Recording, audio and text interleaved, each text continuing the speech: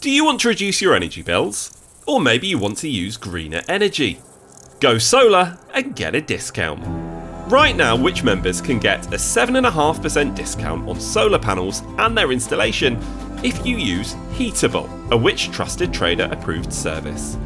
You can also include a storage battery and EV charger, handy if you're looking at making the switch to an electric car. To make use of this exclusive offer, simply head to which.co.uk/solar-offer. That's which.co.uk/solar-offer before the 30th of September 2025. And if you're not already a Which member, you can grab a year's membership for 50% off the usual price. To do that, go to which.co.uk/podcast offer to get involved. Start your solar journey today. Go solar and get a discount with Which. Private car parks have caught millions of us out, but can you actually challenge parking charges and win? Hello, it's James Rowe again with another episode of Which Shorts, and this week I'm bringing you an investigation that Tally Ramsey carried out for the May issue of Which magazine. Now, I'm sure I'm not the only one who's been on the wrong end of a parking ticket for not following the rules of a private car park. Yes, they are annoying when you're in the wrong. But what if you're not? And how can you actually challenge a seemingly unfair parking charge? Here's Tally's piece, adapted for the podcast, this week read by Lucia Ariano.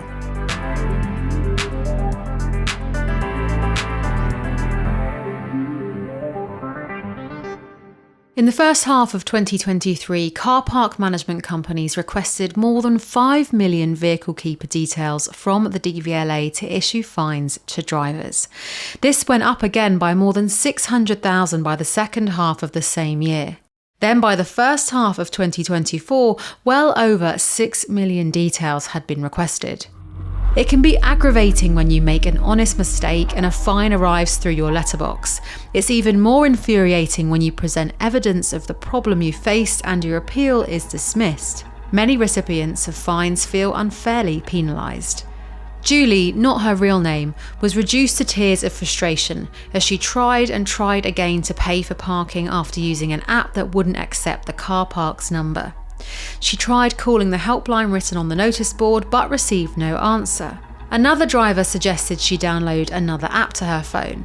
After doing so, Julie couldn't remember her old account details for the second app, so she ended up leaving the car park after 20 minutes of frustration.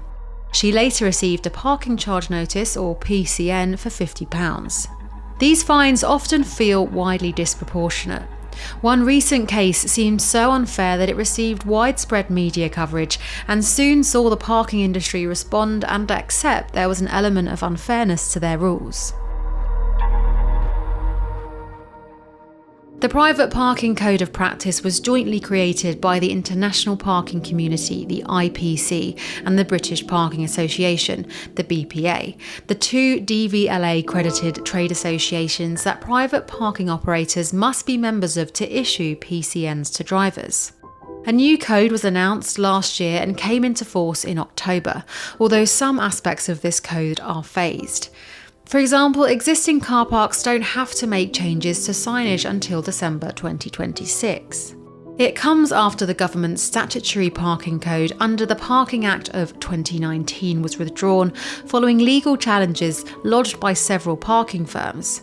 The challenges included concerns that it would lead to a reduction in car parking operators' revenue, resulting in job losses, business failures, and less managed car parks.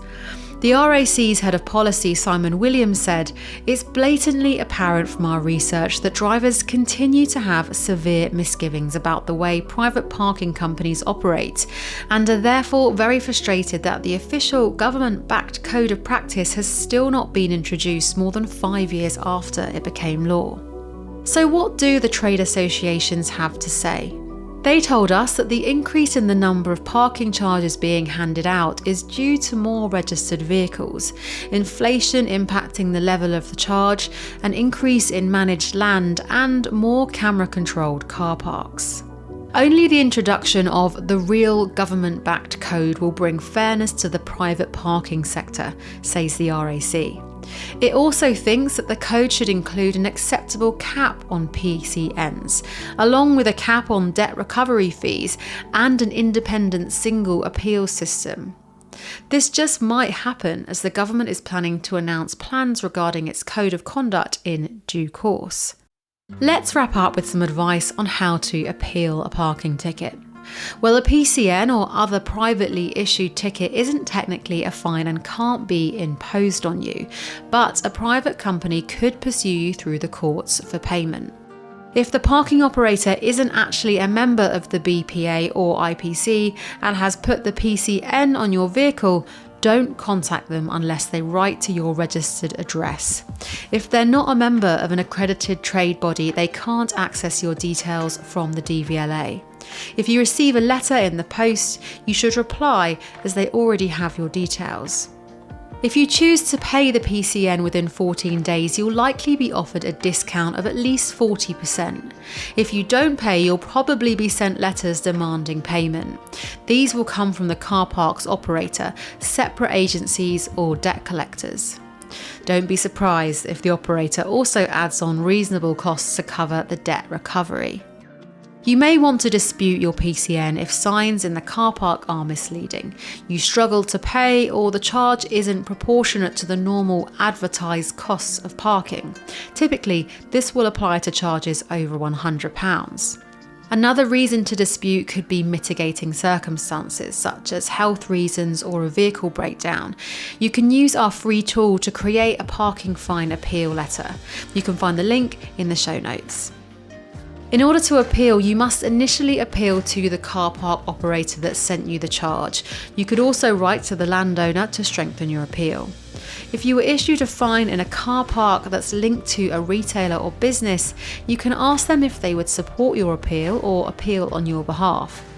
Include as much evidence as possible, such as photos of signs that were unclear and broken ticket machines or witness statements. If this is rejected, you can appeal to one of the two independent adjudicators. It will be Poplar if the operator is a member of the BPA, or the IAS if the operator is a member of the IPC. As appeals typically take more than 14 days to solve, you won't be able to pay at the discounted rate, but you shouldn't be asked to pay the charge while it's being disputed. If the adjudicator agrees with your appeal, the charge will be cancelled. If not, the operator can continue to ask you to pay the charge and could take you to court. If you go to the court and lose, you'll have to pay the fine and possibly court costs.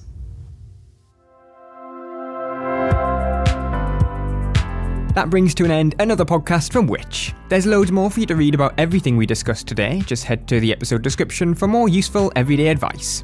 There you'll also find an exclusive offer for podcast listeners like you to become a Which member for 50% off the usual price, giving you access to our product reviews, our app, one-to-one personalised buying advice, and every issue of Which magazine across the year. Plus, your membership helps us to make life simpler, fairer and safer for everyone. If you'd like to know when we release a new episode, then make sure you press subscribe wherever you're listening. That way you can be one of the first to listen. And for any questions, comments or anything in between, follow us on social media at WhitchUK or email us podcasts@which.co.uk. Goodbye.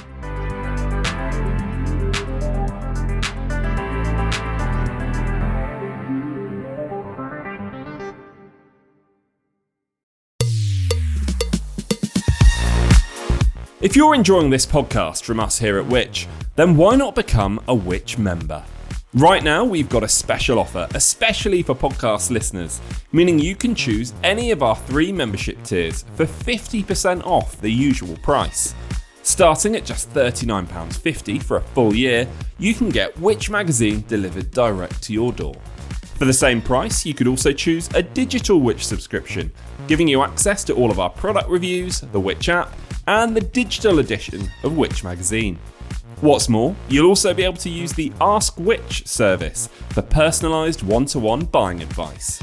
Or why not get a full access Which subscription for just £49.50 for a full year? Don't forget, that's 50% off the usual price.